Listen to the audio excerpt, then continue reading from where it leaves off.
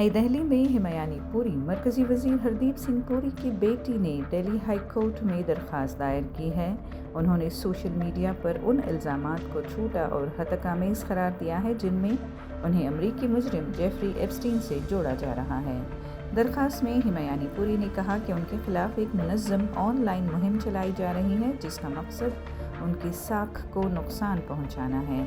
उन्होंने अदालत से मुतालबा किया है कि इस किस्म के मवाद को फौरी तौर पर हटाया जाए और इसके ज़िम्मेदारों से गैर मशरूत माफ़ी का मुतालबा भी किया है।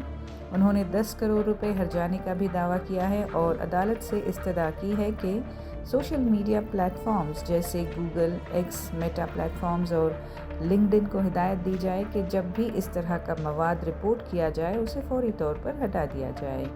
ये भी कहा जा रहा है कि ये इल्ज़ाम इस बुनियाद पर फैलाए गए कि कंपनी रियल पार्टनर्स LLC, जहां हिमायनी पुरी काम कर चुकी हैं, को मुबैना तौर पर एप्स्टीन या उसके साथियों से फंडिंग मिली थी।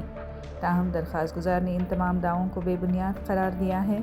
ये केस इस हफ्ते समाअत के लिए मुकर्रर होने का इम्कान है और इसके नताइज सोशल मीडिया पर हतक इज़्ज़त के मुकदमात के हवाले से एक अहम मिसाल कायम कर सकते हैं।